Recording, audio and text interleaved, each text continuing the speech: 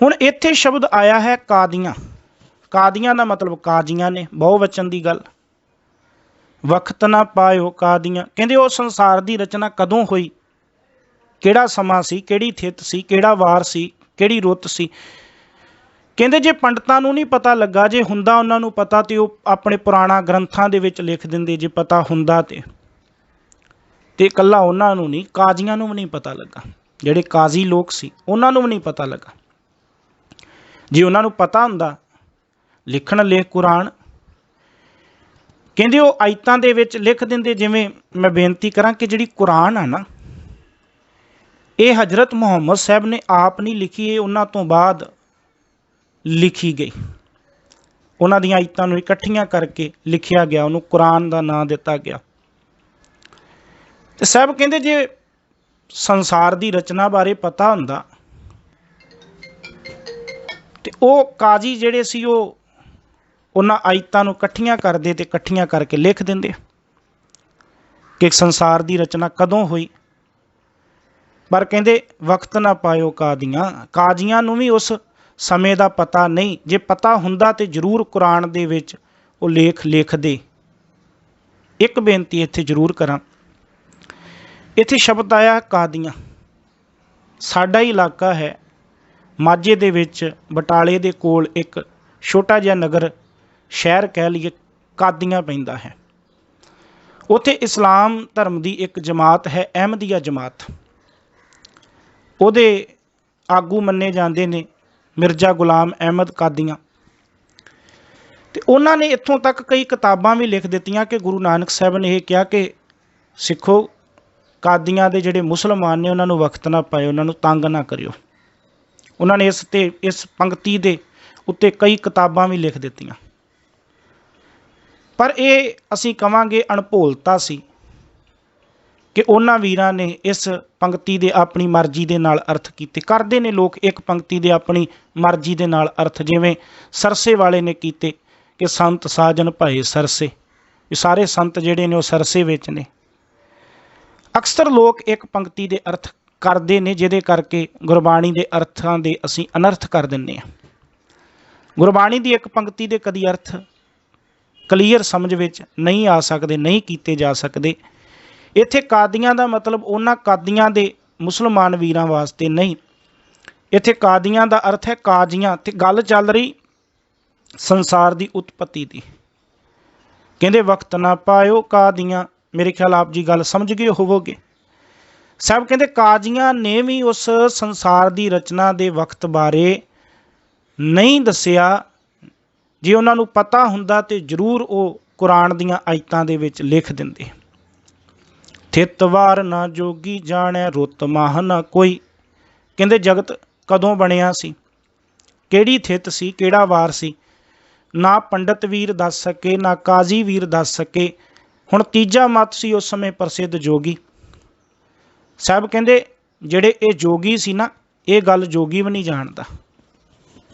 जोगी नूं भी नहीं इस गल का पता कि संसार की रचना कदों बनी, संसार कदों होंद विच आया। थित वार ना जोगी जाने, रुत माह ना कोई। वो भी नहीं जानता उदों किहड़ी रुत सी, किहड़ा महीना सी, ना कोई। सब कहते कोई भी मनुख भी नहीं दस सकता। हुण उस समय ये तीन लोग प्रसिद्ध सी हिंदू धर्म दे विच, पंडित, इस्लाम धर्म दे विच काजी, ते तीसरा सी जोग मत। हो सकदा जे अज उस समय सिख प्रसिद्ध हुंदे ते गुरु साहब जी सिखां दा भी जिक्र, ज्ञानी दा भी किसी दा जिक्र कर दिंदे।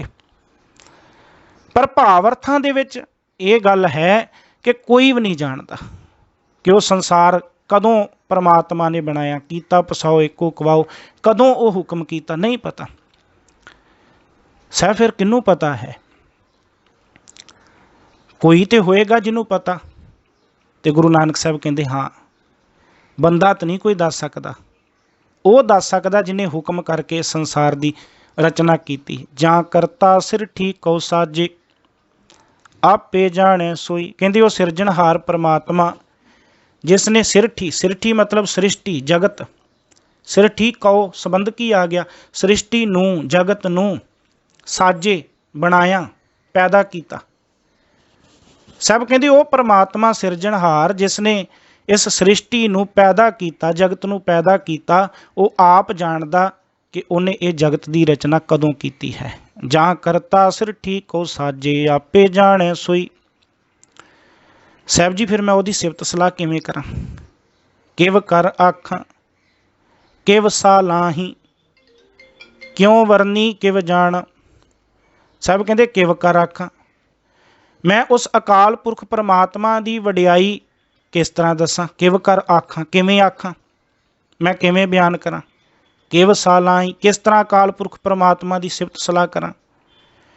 क्यों वरनी किव जान, क्यों वरनी, मैं किवें वर्णन करां उस परमात्मा दीयां वडियाइयां दा। किव जाना, जाना मतलब जानना, समझना, मैं किस तरह समझ सकदा।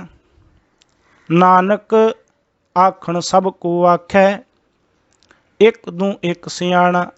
नानक, हे नानक, आखण सब को आखै, आखण आखै इवें अर्थ लवांगे, आखण आखै, आखण आखै भी आखण नूं ते आखदा है, आखण दा यतन ते करदा है। सब को भाव हरेक कोई। एक दूं एक सियाणा, एक दूं एक सियाणा भी एक तो एक सियाणा समझ के अपने आप नूं। हे नानक, हरेक जीव अपने आप नूं दूजे तो सियाणा समझ के ना, अपने आप नूं दूजे तो अकलमंद समझ के, अपने आप नूं दूजे तो सियाणा अकलमंद समझ के साहब कहंदे की करदा? अकाल पुरख परमात्मा की वडियाई दसण दा यतन करदा है।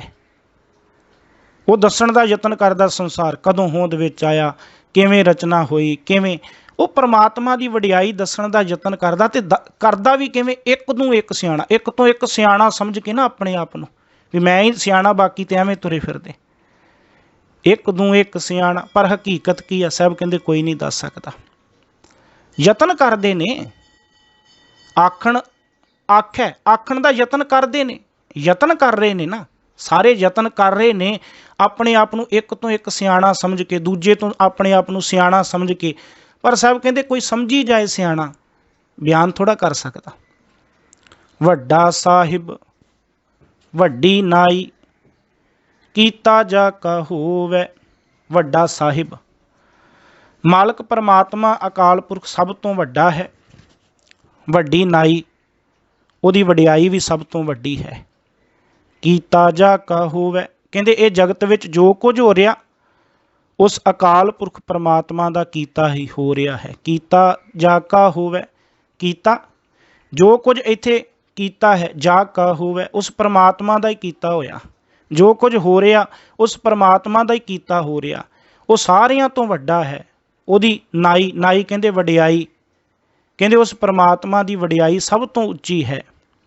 नानक जे को आपो जाणै अग्गै गया न सो है। हे नानक, जे कोई मनुख आपो जाणै, आपो जाणै अपने आप तो, अपनी अकल दे बल तो जाणै, परमात्मा नूं जानण दी कोशिश करे। जे कोई मनुख अपनी अकल दे आसरे परमात्मा की वडियाई दा, परमात्मा दा अंत पाउण दा यतन करे, अग्गै गया ना सो है, कहंदे वो अकाल पुरख परमात्मा दे दर ते नहीं सो सकदा। भाव परमात्मा के दर ते शोभदा नहीं, आदर नहीं प्राप्त कर सकदा। जे कोई अपनी अकल दे बल ते अकाल पुरख परमात्मा के गुणां दा अंत पाउण दी कोशिश करे। हकीकत है परमात्मा के नाम दे नाल चित्त जोड़िया जा सकदा है, उहदे सिमरन दे विच अपनी लगन लाई जा सकती है। परमात्मा के नाम के गुणां नूं समझिया जा सकदा, जीवन विच कमाया जा सकदा, इहदे नाल जीवन पवित्र हो सकदा।